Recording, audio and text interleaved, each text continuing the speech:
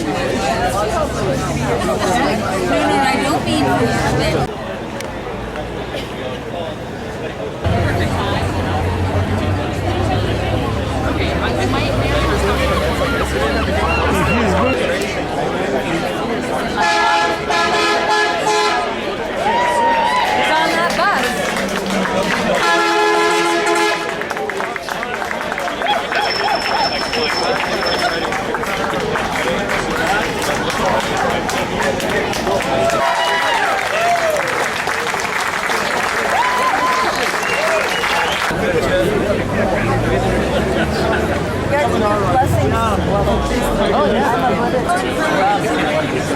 Hi, David. Good to see you. We're all sorted out for next season? Good. Thanks very much. I just want to say, even though we're protesting here, No. still decent MP. You're in my riding, so. Yeah, but thanks for actually bringing this up. Hey, sweetie, how are you? Well, we're here to protest the HST. It's completely undemocratic when somebody needs to be changed. Well, speak to him about yeah, I talked to you on the radio. Yeah, oh, good. What's your name, sweetie? This is Mary Jane. Hi, Mary Jane. How are you? Can you give me 5? Well, I had to go. Is this your daddy? You got a great spot up there, don't you? Look at me, thank you.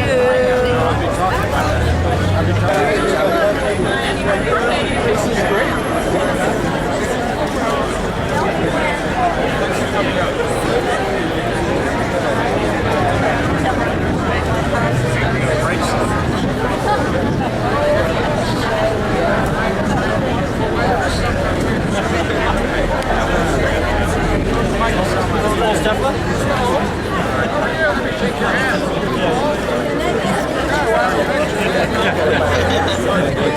There you go.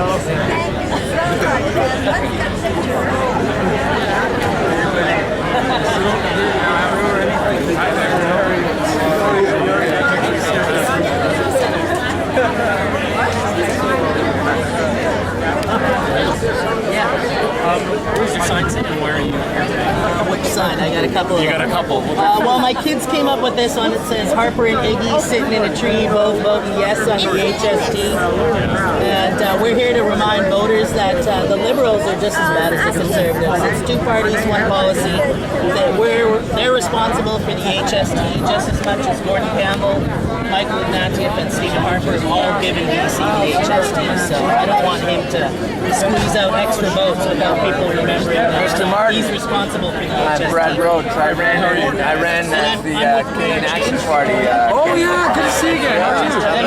Just take a look at that DVD I gave you from Architects and Engineers for 9/11 Truth. You have to look at that.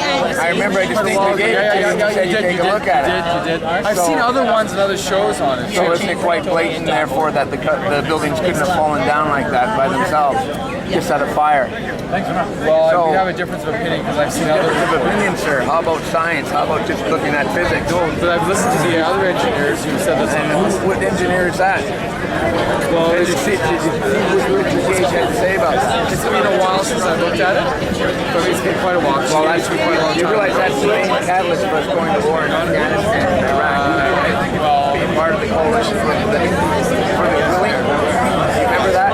Coalition of the willing? Going in with George Bush into Afghanistan after 9/11? Oh, we went into Afghanistan. We didn't go to Iraq. No. Yeah, which was a good thing. We voted against that.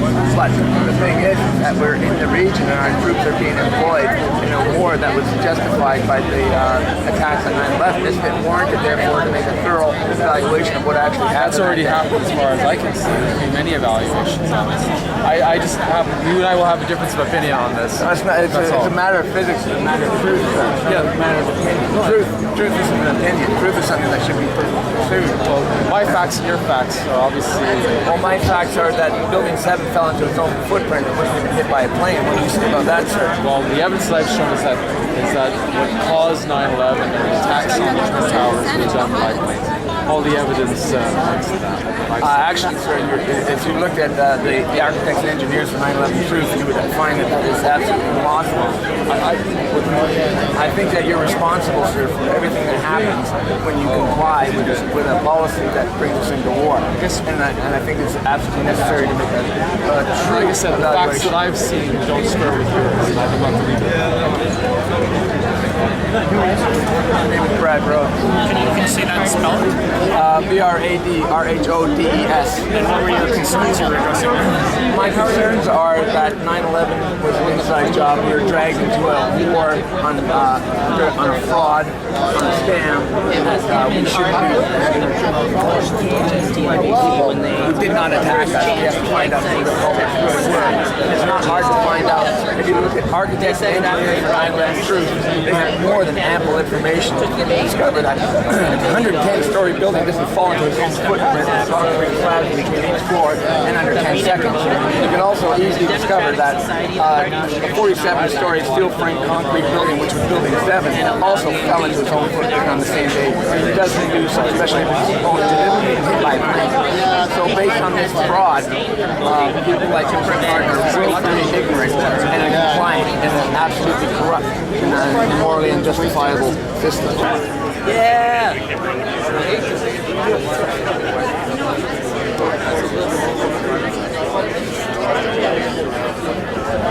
Yeah. New World Order. The New World They Order. know it's the They New know. World Order. Do you want decisions for BC to be made in BC or Brussels?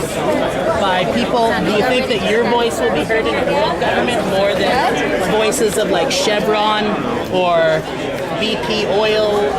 That's the danger, is that corporations will have way more say in a world government than any citizens. Well, we're stopping it. We got to stop it. Think local, don't think global. Think local and not local. Forget the global, because that's how they manipulate us. Yeah. You maybe should say up here, because I had never heard of that before. I don't even have the fellow I asked. Well, in 1991, George Bush, Sr., the President of the United States, made a speech about the New World Order. And almost every president has made comments about the New World Order, including Barack Obama, George Bush Jr., That's where they're leading. Richard That's what Nixon. Our Diefenbaker talked about the New World The Order. Security and Prosperity Partnership is a move in that direction. Mackenzie King talked about a New World Order. Of course, Well, it's they started that after, I think it was Woodward There's nothing new about the New World also Order. let The New World Order is the Anglo-Saxon European American Empire. It's a global government run by corporations, not run for people. The people who pushed that agenda and really made it a reality were Ronald Reagan and Maggie Thatcher. He's pushing their policies too. CFR, the Council on Foreign Relations, Chatham House, the Royal Institute for International Affairs, they use governments like puppets. And they manipulate them. And these guys are just puppets. And they are serving that interest. So that's why no matter who you vote for, the same government keeps getting in. He did, because he doesn't really believe in real democracy. He believes in party politics. You know, his voice is more important than 705,000 voters in BC.